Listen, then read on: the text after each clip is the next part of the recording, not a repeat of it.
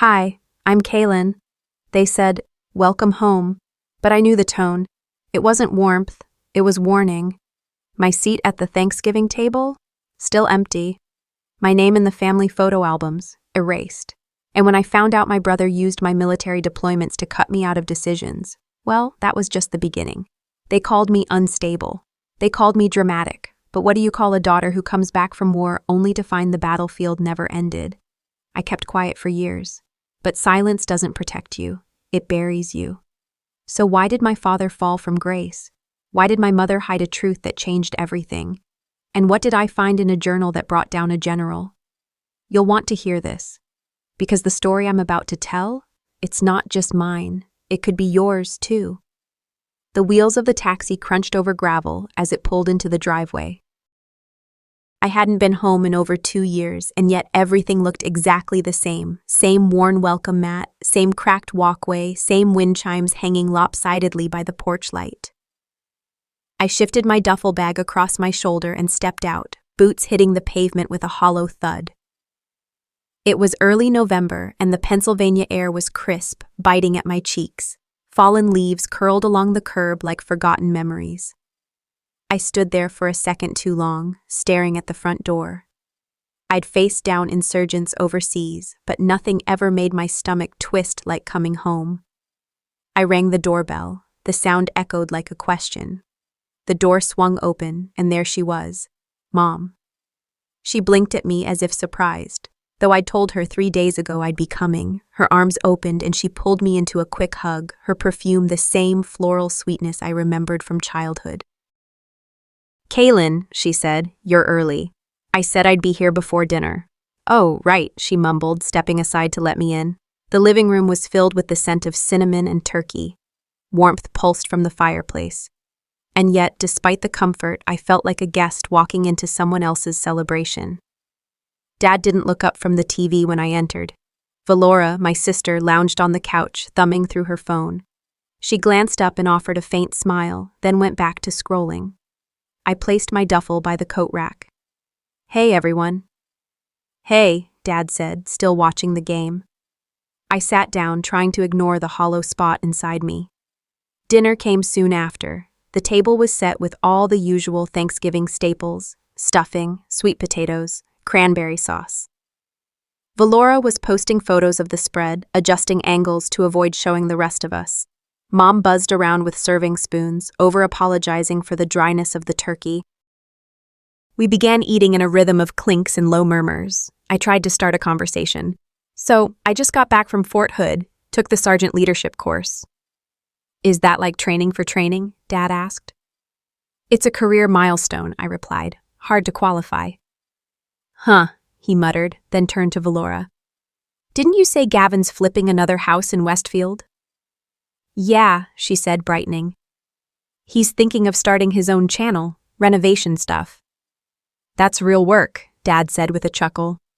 I set my fork down quietly, not even a nod, not even a congrats. I'd left a voicemail when I got promoted, never heard back. I pushed my mashed potatoes around. Maybe I shouldn't have come. As we were halfway through dessert, Dad stood and clinked his glass with a spoon. Let's toast, he said. To family. Everyone lifted their drinks. I did too, out of habit. To my kids, Dad said, even the ones who ran off to play soldier instead of building a real life. A few guests chuckled. I didn't. The glass in my hand trembled slightly. I set it down. Nobody said anything. Not Mom, not Valora, not even Aunt Linda, who had once sent me care packages overseas. I didn't argue. I didn't flinch. I just swallowed the words sitting in my throat, bitter and hot. Later, while others buzzed about dessert and TV plans, I stepped out onto the porch. The night air was frigid, but it felt good on my flushed cheeks. I stared up at the stars, then pulled out my phone and typed a message to my unit's commander. Ever wish you could just deploy and never come back? I didn't send it, just let it sit there on the screen. The words like unshed tears. I caught my reflection in the window, my posture still straight, chin up. I was strong. I was capable. But I was tired. So tired of fighting battles in places that were supposed to be home. Inside, the laughter rose, muffled behind the walls. I took one more breath of the cold night air and turned toward the door, not to forgive, not yet. But something in me was beginning to shift. The morning sunlight slanted through the blinds, cutting sharp lines across the kitchen tiles. I stood at the counter, the smell of bacon and burnt toast thick in the air, a mug of lukewarm coffee in my hands. It should have felt comforting, the smell of home, the quiet hum of morning, but instead it felt like being a guest in a stranger's house. I reached for a plate to help set the table. "You don't have to do that," my mother muttered without looking up. She was tending to the eggs, her back to me. "Marshall will be down in a sec. Let him handle it." Of course he would. As if on cue, Marshall strolled in, fresh from his morning jog. He was still glistening, like a fitness magazine ad. "Smells amazing in here, Mom," he said, kissing her on the cheek. "Your brother's clients love his discipline," my father added from behind his newspaper. "Probably learned from watching you march around as a kid." There it was, the jab dressed as a compliment. I smiled, a tight, polite curl of my lips, and carried the plate to the table. "Glad to be of service." They all chuckled. I swallowed the bile. We sat down for brunch.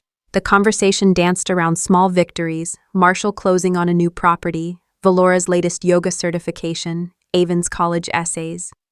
"I told you that story about Kaelen patching up her arm with duct tape, right?" my dad said suddenly, turning to Avon. "She always made drama look like a skill." Avon laughed. "Didn't they used to call you Miss Crisis?" Laughter erupted around the table. My fork paused midair. "I was 7, I said, trying to smile.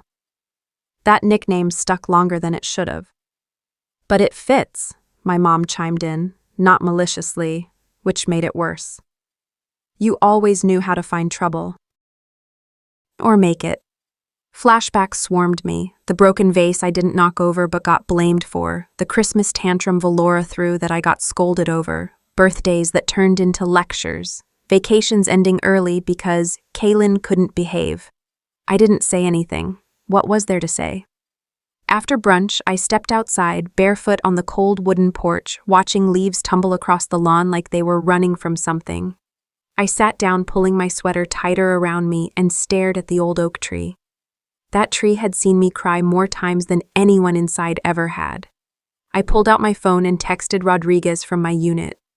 "Do you ever feel like your family misses who you used to be because it's easier than facing who you are now?" The message sat unsent. I went back inside to grab my bag from the hallway and heard my mother's voice drift from the kitchen, half whispered, but clear. "She's always so dramatic. She makes people uncomfortable." Something in me cracked, but I didn't yell, I didn't confront. Instead, I walked past the hallway photos, Marshall at graduation, Valora at prom, even Avon in a Halloween costume. Then the lone frame of me, age 10, in a wrinkled Girl Scout uniform, expression blurred behind the reflection of glass. In the garage, I found the dusty old storage bin marked Kaelen. I opened it. My childhood scrapbook lay inside. The first few pages held glittery stickers and crooked crayon drawings, but further in, blank pages. No ribbons, no notes. Just one lonely photo from basic training, paper-clipped into the back, as if someone felt guilty and shoved it in at the last minute. I closed the book. My hands trembled. "I wasn't the crisis," I whispered. "I was the alarm." My phone buzzed, a message from my CO. "Ready when you are." I glanced at the draft I'd started last night, the one asking my father to see me, to acknowledge me. I deleted it.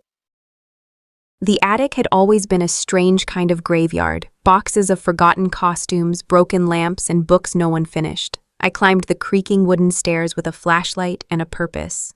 Mom had said the guest room needed more blankets, and I'd volunteered mostly to get away from the noise downstairs. The chatter, the clinking of glasses, the inside jokes I wasn't part of, it all made my skin itch. Dust danced in the flashlight beam. I spotted a faded plastic bin labeled "Photos Keep." My breath caught. Curiosity overrode the chill in my spine. I pried open the lid and began flipping through albums, leather-bound ones, school yearbooks, glossy photo envelopes. At first, it was comforting. There was Marshall at his baseball game, Valora grinning at prom, my parents, younger, holding hands at a barbecue. But where was I? I saw one photo from my 8th birthday, except I wasn't in it, just the cake. Another from a beach trip I clearly remembered. I had sunburned my shoulders and spent the whole ride home complaining. But the picture? Just Valora in a pink swimsuit building a sandcastle. I turned a page. There, another family dinner. Thanksgiving, I think. Everyone smiling at the table. The seat I remember sitting in was cropped out. I blinked. Once. Twice. My stomach knotted. These weren't just missing moments. They were edited absences. I was being erased. The flashlight dimmed, the beam sputtering. I didn't notice. My mind was replaying every time I was told I was too much, too loud, or just trying to start something. Every eye roll when I tried to explain myself. Every silence after I spoke up. Was this what they meant by peace? A version of the past without me in it? Clutching the album tight, I made my way down the stairs, past the sound of laughter, to the kitchen where my mother stood slicing an apple. I placed the album on the counter. "Where are the rest of the pictures?" I asked, steady but soft. She glanced down, her expression unreadable. "Oh, I don't know. Some things get lost over the years." I flipped the page and pointed. "That's the beach trip. I was there. Why crop me out?" She sighed. "Kaelen, why are you digging all this up? You were always, well, difficult. You didn't make memories easy." Then she smiled, not kindly. "You've changed, though. You look softer now, less threatening." There it was, the compliment that wasn't. I nodded slowly. Right. Softer. The words stuck in my throat like thorns. Later that evening, when everyone had gone to the living room, I printed a photo from my phone. One of me in uniform, dust and sweat on my face. Eyes tired, but alive. I found an old frame on the fridge holding yet another group photo from last Christmas. I swapped it silently. No announcement, no ceremony. The next morning, as I reached for the creamer, I saw it had been switched back. The framed photo was now the one from Marshall's engagement dinner. I remembered standing in the back at that event, almost out of frame. Apparently, I hadn't made the final cut. The photo of me in uniform, tucked back in the drawer where I'd left the other albums. I smiled, but not kindly. "So it's war," I whispered. And I meant it. The sun was hanging lower in the sky when I pulled into the small parking lot of the Harrisburg VFW. The building looked just as it had when I was a teenager tagging along with Grandpa to drop off canned goods. Only now the paint was a little more peeled and the flag out front flew at half-mast for someone I didn't know. I had bundled a few boxes of winter clothes and blankets from the back of the house, hoping a small good deed might quiet the storm brewing inside me. Inside, the scent of old paper, coffee, and something like damp wool filled my nose. Behind the front desk stood Mr. Garrison, my grandfather's longtime friend and fellow veteran. His face lit up when he saw me. "Kaelen!" he exclaimed, pulling me into a quick, surprisingly tight hug. "Haven't seen you in ages." I smiled. "It's good to see you too. Thought I'd drop off some things." He nodded at the boxes I was lugging. "Always were a generous one. Your mom mentioned you were in town." That stopped me mid-step. "She did?" "Oh yeah," he said, casual as ever. "Said you were back, doing well, brave as always. But you know, a little unpredictable now. That the war made you different." My chest hollowed out like someone had taken a shovel to it. I kept my face still, professional. "She said that?" I asked, voice light, but my stomach tightened. "Didn't mean anything bad by it, I'm sure," he offered, reading something in my expression. "Just sounded concerned." Of course she did. I thanked him, made my goodbyes, and left before I could say anything I'd regret. The cold air slapped my face the moment I stepped outside. I stood in the parking lot for a moment, keys clenched in hand, fighting the quiet humiliation that crept up my spine like frost. By the time I got home, I wasn't sure whether I was more hurt or angry, probably both. I found her in the kitchen, wiping down the counters like she hadn't just lit a match and tossed it over her shoulder. "We need to talk," I said. She turned, cloth in hand, brow already tightening. What about? I ran into Mr. Garrison, I said. He mentioned something you said about me, that I'm brave but unpredictable now. She blinked, clearly caught. I only said that because I worry. You've been through so much. That's not concern. That's a warning disguised as worry, I interrupted, voice calm but clipped. Don't confuse your discomfort with my strength. She dropped the cloth into the sink with a splash. Kaelen, it wasn't meant to hurt you, but people notice things, the way you shut down, the way you look at everyone like they're the enemy. My hands curled at my sides. Maybe I've just learned to see threats where others choose to stay blind. Before she could answer, Marshall walked in with the timing of someone who always appeared just in time to stay neutral. He glanced between us. What's going on? He asked. Nothing, I said. Just clarifying some family opinions. Janine looked at him like an ally. She's upset because I told Mr. Garrison I'm worried. Marshall tilted his head. Mom, you've always worried. Kaelen just needs to let things go. I stared at him. Let what go exactly? Clinton appeared in the doorway like a specter summoned by tension. This again? He asked. Enough. You're always looking for a fight. Excuse me? I blinked. Marshall's right. We don't need your kind of drama this year, he said, and it wasn't the words that hurt as much as the tone. Cold, final, my kind. It hit like a slap, not just dismissal, but othering. I looked between them, heart pounding. You learned to manipulate from the best, I said, turning to Marshall. I didn't realize it was Dad. Clinton's mouth opened, but I didn't wait to hear whatever lecture was loading behind his teeth. I walked out the back door, across the wooden deck, and into the yard. My boots crunched frostbitten leaves as I stopped by the old fence post near the garden and slammed my fist into it.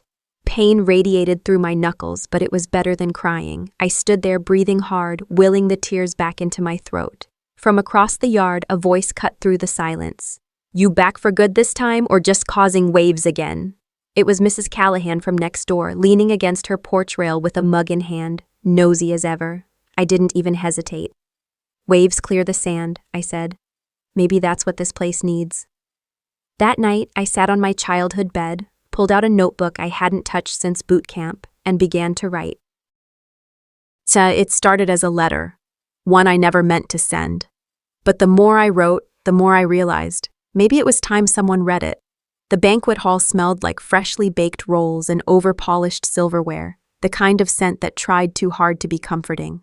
I stood in the back near the buffet line, fiddling with the sleeve of my dress uniform, wondering if this evening would finally be the one where we'd all pretend to be a family again. Dad had convinced me to come, swearing this was his olive branch. A veterans' charity dinner, a cause I believed in, hosted by the mayor's office. Clinton wore his Sunday best and was already making small talk with anyone who'd listen. Janine hadn't come. She claimed migraines. I didn't press. I knew what she really had, selective discomfort. Marshall, of course, showed up. Charcoal suit, perfectly gelled hair, phone in hand. He worked the room like he owned it. Maybe he thought he did. Apparently, his new real estate campaign had sponsored one of the auction items. I found a seat at a table near the back, next to a guy named Travis, Vietnam vet, double amputee, still cracking jokes sharper than any knife in the drawer. I liked him instantly. We swapped stories in shorthand, the kind only people who've seen too much can trade with ease. At some point, Marshall drifted over. He offered a stiff smile, the kind that said photo op more than family.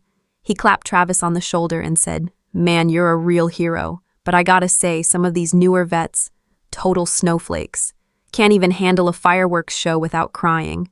The room went quiet. I felt heat rush up my neck. I looked at Travis. He didn't flinch, but his eyes dimmed a bit, like someone blew out a candle inside him. I stood up. Marshall, I said, voice steady but loud enough for nearby tables to hear. You don't know what you're talking about. He blinked. I was just saying, no. You were minimizing trauma you've never lived through. You've never sat in a Humvee knowing it might be your last ride. You've never called in a medevac for someone who bled out in your arms. You've never had to look at a folded flag and think, that should have been mine. So don't you dare belittle people who've survived things you'll never have the courage to face. A murmur rolled through the room. A few clapped. One woman stood up and said, "Amen." Marshall looked around, unsure of how to recover. He laughed nervously. "Didn't mean to start a debate." Dad rushed in from the side, trying to smooth it over. "Let's not make a scene," he said through clenched teeth. "It's Christmas."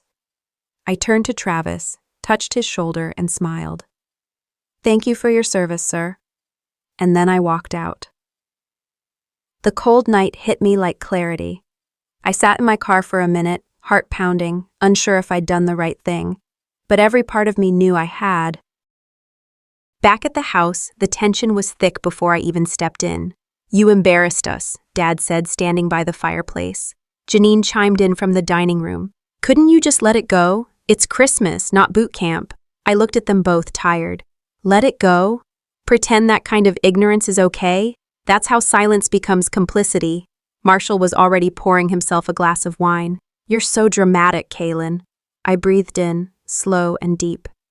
"If this family wants a holiday without honesty," I said, "then you can have it without me." Janine dropped her fork. Dad opened his mouth, then closed it. Marshall smirked. Another ultimatum. Classic Kaelen. But he didn't matter. Not anymore. I walked to the coat rack, slid on my jacket, and opened the front door. Cold wind brushed across my cheek. "Kaelen," Janine called softly behind me. "You'll regret leaving." I didn't turn around. Maybe. But not as much as I'd regret staying. The door shut with a soft click, and in the silence that followed, I felt something I hadn't in a long time. Freedom. That morning, I woke up in my motel room to the buzzing of my phone, a reminder that things were no longer the same. I sat at the small desk, too tired to even turn on the TV. My mind replayed last night's brunch, the way Dad's face fell when he read the dossier. The weight of it settled over me, calm but absolute. I pulled open my duffel and retrieved my laptop, the one I relied on daily. Its keys felt familiar beneath my fingers. I logged in and started digging through old files, folders I hadn't touched since deployment. There it was, a folder labeled Family Stuff 2018. I opened it, breath catching fast. Inside, a collection of scanned letters and emails neatly saved. My heart pounded as I clicked through each one. One thread, from 4 years ago, caught my eye. In it, Marshall emailed Mom and Dad, urging them to shift control of the family trust. He wrote I was emotionally unstable, unreachable in war zones, and he argued it was financially better if I wasn't involved. Signed, Concerned Brother. I swallowed hard, betrayed. Not just by him, but by my parents for believing him. I printed those pages, enough to speak louder than my words ever could. Each felt like a loaded weapon, quiet and precise. I tucked them into my bag and stood, decision made. Later that morning, I arrived at the house. The air was still cold, even with the looming promise of spring. Mom greeted me at the door with that same tired sadness, apologetic and hollow. I nodded and walked past her to the dining room where the family brunch was already underway. Valora and Marshall were chatting about spring break plans. The table was full of quiche, muffins, fruit platters. Fancy brunch stuff, Dad always called it. I found a seat and set my bag down, careful to stay calm. As they poured mimosas, Marshall smiled at me. "So, Miss Army, any big missions these days?" I slowed my breath, then opened my purse and placed the stack of printed emails in front of them. Just there, plain, unspoken. I sat up straighter and said, "I thought you'd like to read them, see what loyalty looks like." Silence slammed into the room faster than a gunshot. Dad picked up the top sheet with trembling fingers, his face drained color. Mom's hand froze mid-pass of a fruit tart. Marshall cleared his throat, eyes wide, unable to laugh. "My side of the story?" he blurted. "This is just drama." I didn't rise to it. I looked at Dad. "Keep them. I've got the originals." Seconds passed. Finally, Dad spoke, voice quiet. "This was private." I nodded and folded my hands. "So was my trust. You violated both." I stood, no shouting, no threats, just quiet conviction. I walked out before they could speak again, the air outside biting fresh across my face. I made it halfway down the driveway when I heard a small voice behind me. "Aunt Kaelen?" I turned to see Nella clutching her doll, her eyes brimming with concern. I knelt beside her, pulling her into a hug. "Do you still love us?" she whispered. My throat tightened. "Always," I murmured. "That's why I won't lie anymore." I stood with her in my arms, not sad, not triumphant, just certain. The letter sat on the dresser like a live grenade. I hadn't touched it since sliding it from under the motel door, as though avoiding its weight might make it less real. But reality doesn't take orders, not even from a soldier. Cease and desist. Emotional blackmail. Defamation. The language was surgical, as if it could cut away my voice entirely. Signed by Fields Benton, the firm our family had used since I was in high school. I remembered sitting in their office once, after Grandpa passed, watching Marshall pretend he was the man of the hour. Now he was the hour, and the knife. I sat on the edge of the bed, reading it again, line by line, searching for something that sounded like my brother.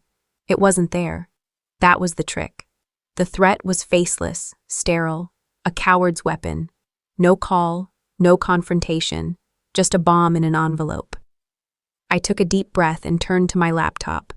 I needed something familiar, a way to remind myself I wasn't crazy. Updating my veteran's profile seemed like the easiest task. Just a status update for a civilian recruiter. I logged in, clicked through, and pending verification. My commendation, my silver star, was gone from public view. A note at the bottom read, "Under review due to submitted integrity concerns." It felt like my blood ran cold. That medal wasn't a trophy. It was for the men we lost in that village outside Ghazni. For the radio I carried under fire, the decisions I made without sleep. I earned that with grit, grief, and scars still buried under my skin. Now someone had called it into question, an anonymous flag. The registry wouldn't tell me who filed it, they never do, but I didn't need a name, the handwriting was all too familiar. I leaned back in the chair, eyes to the ceiling, and whispered the memory out loud. "You'll never win if you don't play dirty." Marshall, age 16, after cheating at Monopoly. He'd flipped the board when I caught him. I never forgot. That's what this was. Not just payback, not just pride. It was war. The kind where no one wears a uniform but casualties mount all the same. Marshall didn't want reconciliation. He wanted erasure. I didn't cry. Not this time. I opened a fresh folder on my desktop labeled Proof. Then another, Legal. Then I picked up my phone and dialed someone I hadn't spoken to in 2 years. "Diaz? Kaelen? I need help." Pause. "You finally gonna burn it all down?" Her voice still had the dry edge of desert grit. "No," I said. "I'm gonna do something worse. I'm gonna prove I was always telling the truth." Diaz worked in cybersecurity for a DC contractor. She didn't ask many questions, just told me to use Signal and get a new burner phone. I drove out to a 24-hour pharmacy, bought the cheapest prepaid device they had, and set up encrypted channels. I wasn't being paranoid. I was being trained. That night, I sat cross-legged on the motel floor, documents spread around me like a battlefield. Deployment orders, training certifications, commendation memos, I had them all. I made digital copies, printed backups, secured timestamps. I even backed up my external hard drive and labeled it Kandahar Cookbook, just for irony. By midnight, I was exhausted but awake in ways I hadn't been since combat. Then my new phone buzzed. "Diaz, you're not going to like what I found. Call me now." My fingers hovered over the keypad. Whatever came next, I knew it wouldn't just be about family. It would be about history. Who gets to write it and who gets buried underneath it. I dialed with hands steadier than they had any right to be. The second envelope was heavier than the first, not in weight, but in meaning. I picked it up from the floor of my motel room, its edges still crisp from whoever had slipped it beneath the door. The first envelope, the cease and desist, had rattled me. But this one? It hummed with something different. Inside, a single page. "Clinton J. Reed," it read in bold, "has been formally removed from his position as post commander of the Harrisburg VFW chapter effective immediately." The decision was reached following an internal investigation citing conflict of interest, abusive influence regarding family-related grievances, and public misrepresentation of VFW ethics. No court hearing. No shouting match, just ink and consequence. I sat down slowly on the bed, fingers tightening around the page. Somewhere in my chest, tension I hadn't realized I'd been carrying loosened, not fully, but enough. For so long, I'd tried to prove I belonged. I thought wearing the uniform, surviving combat, earning medals would force their respect. But it was never about what I did. It was about them refusing to see it. Now the world did, and they couldn't hide behind Sunday brunch smiles or committee ties anymore. An hour later, I was still staring at the letter when the news pinged on my phone. Local news had picked it up. Commander removed over internal ethics review, family disputes at center. No names, no juicy details, but the headline was enough. Enough to let the truth breathe. I stood by the window, staring out over the empty parking lot. The pale winter sun slanted across cracked pavement and half-melted snow. I remembered the day my grandfather took my hand after my first deployment. He'd brought me to that very VFW hall and said, "You've done more than enough, but if you want to keep fighting for respect, make sure it's worth it." Today felt worth it. Clinton called for a family meeting that evening. Not over Zoom, not through group text, in person, at the house. He said it was to clear the air. I agreed, not for him, for me. When I arrived, Marshall was already there, predictably seated like he was holding court. Janine stood by the fireplace, arms crossed. No hugs, no small talk. The family lawyer, same one from the cease and desist, stood awkwardly in the corner, flipping through a leather folder. Clinton came in last, his steps slower than I remembered. For the first time, he didn't look like the man who'd held a flag during parades. He looked older. "I've stepped down," he said, voice rough.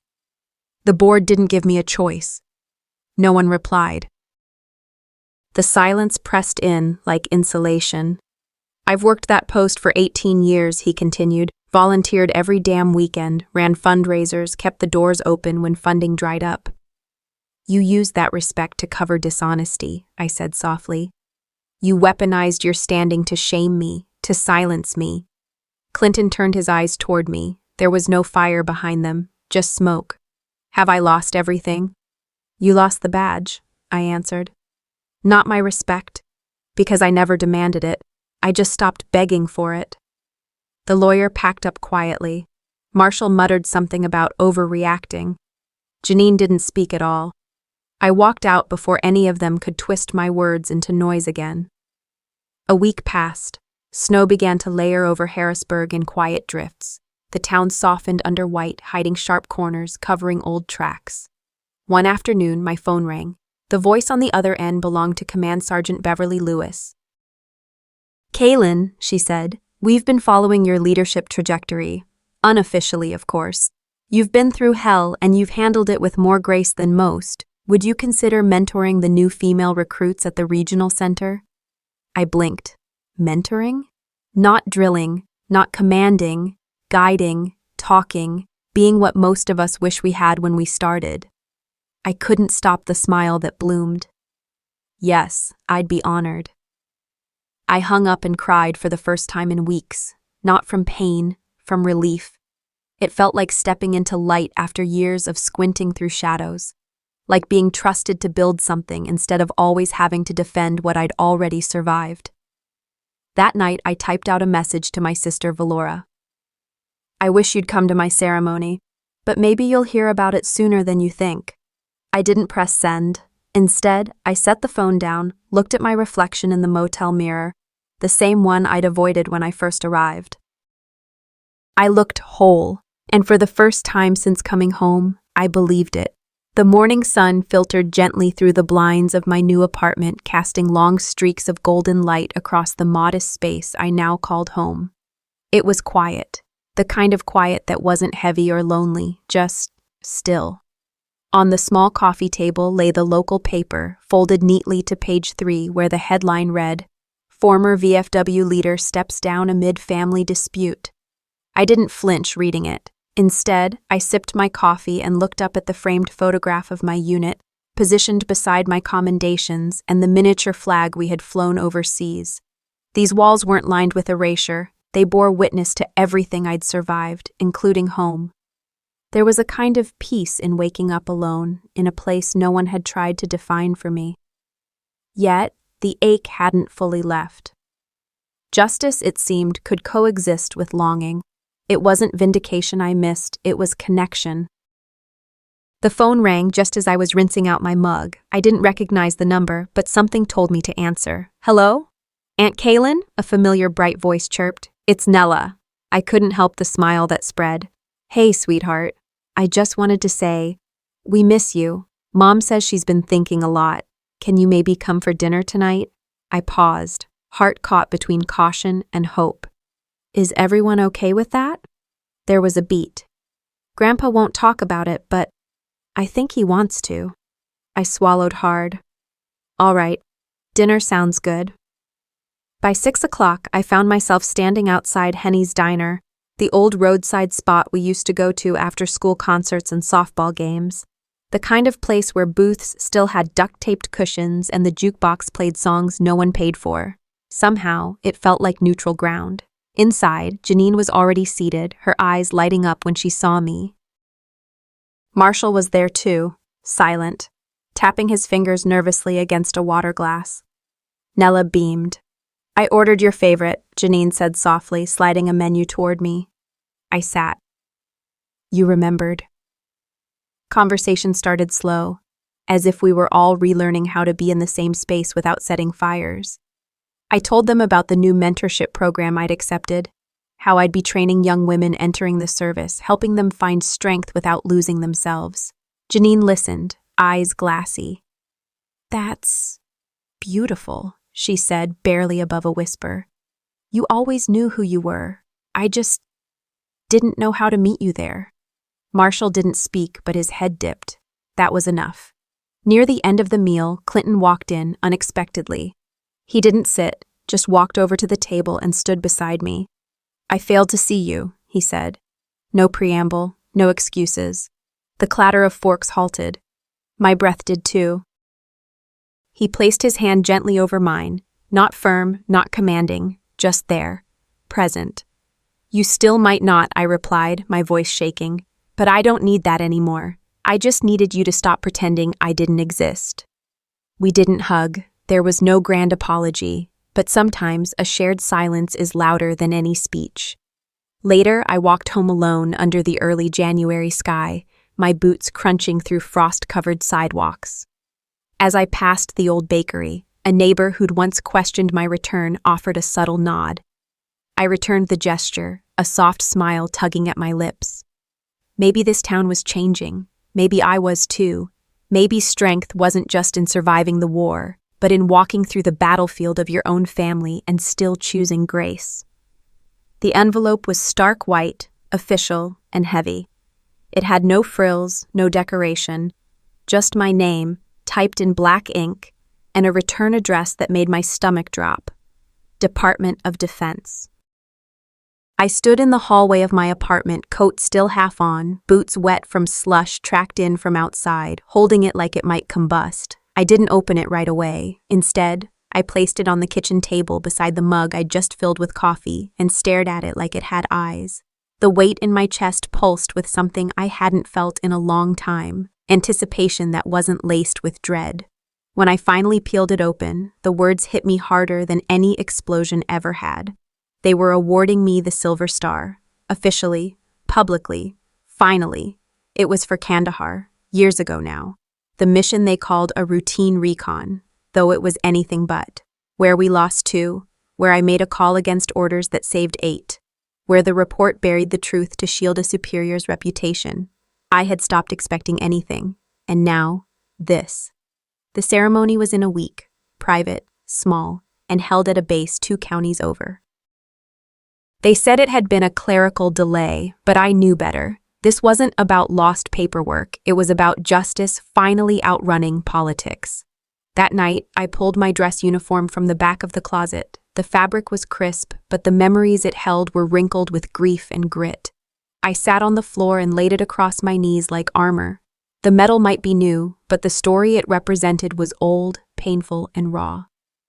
I hadn't thought of Lieutenant Gregg in years, not really. not since the inquiry that cleared his name and left mine in limbo. But I remembered the way his voice shook when I overrode him that day. I remembered the sound of the explosion just minutes later. I remembered hauling Davis through a hail of bullets, screaming for backup that almost didn't come. And I remembered the silence after, the way the dust settled over our boots like it was trying to cover us too. The day of the ceremony arrived colder than I expected. A steel-gray sky loomed overhead, but the base's main hall was warm and filled with the quiet murmurs of uniformed men and women. I spotted a few familiar faces from the VFW, my old CO from Fort Carson, and to my surprise, Nella, standing tall in a dress she probably borrowed from her mom, eyes sparkling with pride. The colonel who led the ceremony didn't embellish. He didn't need to. Sergeant First Class Kaelen R. Bishop distinguished herself by extraordinary heroism, he began, voice clear and steady. Her actions on that day saved lives, upheld the honor of her unit, and reminded us all that courage often comes at a cost. They pinned the medal to my chest with hands that didn't tremble. But mine did. I didn't speak. They hadn't asked me to. But as the room applauded, my mind drifted to Davis and Santiago, the ones who didn't come home. I whispered their names to myself when the clapping stopped, just loud enough for me to hear them echo back. Outside, I stood in the biting wind, medal in hand, eyes lifted to the winter sky. I whispered again, "This should have come sooner, but it's ours, not just mine." When Nella found me, she slipped her gloved hand into mine like she had as a little girl. "So, what now, Aunt Kaelen?" I looked down at her, seeing not just a niece, but the future staring back. "I think it's time the next generation knows these stories," I said. "Maybe I'll start with yours." She grinned. "You mean like real stories? About war?" "No," I smiled. "About truth, about strength, and about not waiting for permission to be seen." Later, as I typed a message to Valora, just a simple note, no bitterness, just truth, I caught my reflection in the window, no longer tired, not invisible. The message read, "I wish you'd come to my ceremony, but maybe you'll hear about it sooner than you think." I found the journal buried beneath faded dress shirts and old army medals in a cardboard box marked Books Donate. It wasn't my father's handwriting on the leather cover. It was my mother's, elegant, slanted, Janine M. Callahan. I sat on the floor of the storage room in my apartment, the journal balanced on my knees. The first few pages were recipes and grocery lists, but somewhere around the middle, the tone changed. Entries written in quick, jagged lines, painful ones. April 7th, 1990. I told command I wasn't ready, but I deployed anyway. They needed a body with bars on the collar, and I said yes. I blinked. My mother had served. She had never told me, never once brought it up. The woman who clipped coupons with surgical precision and criticized my posture had once worn the same uniform I did. May 5th. We lost 3 men. I gave the order. I hesitated by 12 seconds. I think that's what cost them. My breath caught. It was Kandahar all over again, but this time it wasn't me. It was her. The guilt she carried, the silence she wrapped herself in. Suddenly, her judgment of me wasn't about discipline or disappointment. It was projection, a mirror she couldn't face. I flipped pages slowly, like handling something sacred. July 15th. Kaelen reminds me too much of me. That terrifies me. I sat there until the sun dipped low, painting the floorboards in gold. For years, I thought her coldness was rejection. But maybe it was fear. Maybe she saw in me the version of herself she wanted to bury. That night, I called Nella. "Hey kiddo," I said. "Mind if I come by tomorrow?" "For dinner?" she asked. "For a story," I replied. Nella sat across from me on her beanbag chair, crisscrossed legs and wide eyes. She was old enough now, old enough to ask, "Why was Grandma always so hard on you?"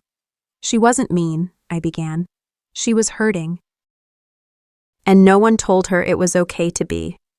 I showed her the journal, just one page. She didn't hate strength, she was scared of it, because hers was used up a long time ago. Nella tilted her head. "So, you forgive her?" "No," I said softly. "But I understand her, and that's more powerful." Later that night, I stared at the blank screen of my laptop. Then I typed the first line.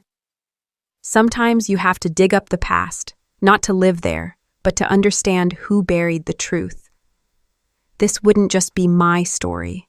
It would be hers too, and every woman in our line who swallowed their pain because no one taught them how to scream. This time, I wouldn't whisper it. I'd write it. I wasn't surprised to find a letter waiting for me in the quiet envelope.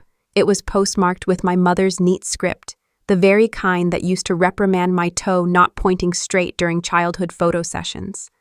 Of course, it came now, when I'd rediscovered the truths she buried in that journal.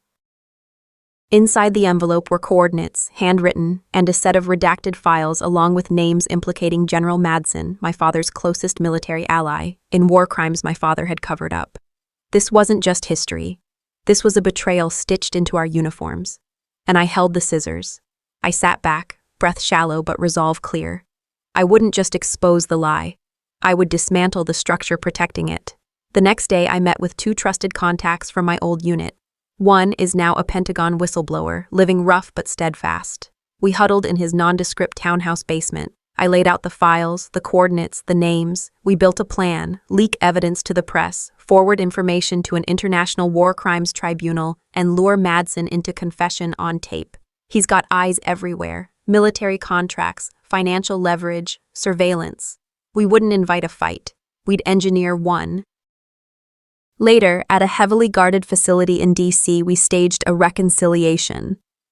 Madsen entered, smile polished, ego intact. I approached calmly, phone hidden in my palm but streaming live to a secure server in Zurich. Madsen, I began, voice steady. It's time we talked. Tension rose. He laughed a little, annoyance clear. I pressed. You destroyed families for contracts. You sabotaged my mission to keep me in my place. Isn't it true? He hesitated, face draining. You don't know what you're talking about, he said. But I had built the stage. And he stepped into the lights. Minutes later, he admitted it, not remorseful, just arrogant, justifying it as discipline misplaced. A trigger in my pocket uploaded the footage. Instantly. Threads to media, international bodies, social networks, everything exploded. The fallout was immediate. Headlines screamed, General arrested after whistleblower revelations. Military contractors, political leaders under scrutiny. Madsen was in custody within hours. Several top brass stepped down. The system cracked. I declined every interview, resigned my commission with a statement. Truth has no rank. Across social media and veteran communities, support poured through. Many sent messages straight to my phone. I read them all. Weeks later, I stood outside at a small ceremony, the cold air crisp and purposeful. A new wing of a training facility was being renamed in honor of my mother. A simple brass plaque reflected the winter sky. I thought of her fear, her silence, and the story she finally entrusted me with. She wanted me to be better than her. I finally understand what that means. I stepped forward, not as a soldier, not as her daughter, but as a woman who had rewritten the end. If there's one thing I've learned from this journey, across deserts, family dinners, and the quiet corners of grief, it's this. Silence doesn't protect you. It erodes you. For years, I believed swallowing pain made me stronger, that holding my tongue preserved peace. But real peace doesn't come from pretending. It comes from reckoning. And sometimes, to honor those we love, we must first tell the truth they were too afraid to say. I fought battles in uniform, but the hardest war I ever faced was at home, against erasure, against being misunderstood, against the weight of expectations never meant for me. And yet, here I am, not broken, not bitter, but rebuilt, with purpose. To those watching, maybe you've felt invisible. Maybe you've spent years trying to be seen, to be heard, to prove you matter. Let me tell you this. You do. You always did. And your story deserves daylight, not dust.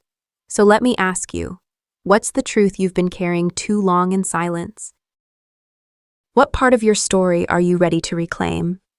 If this video touched something in you, if Kaelen's journey resonated with a corner of your heart, leave a 1 in the comments or tell me what city you're watching from. If you didn't connect with it, I'd love to know why. Let's talk about it. This space is for all of us, and hey, if you believe stories like this matter, that they can heal, challenge, and inspire, then subscribe to the channel because we're just getting started. And the next story, it might be yours.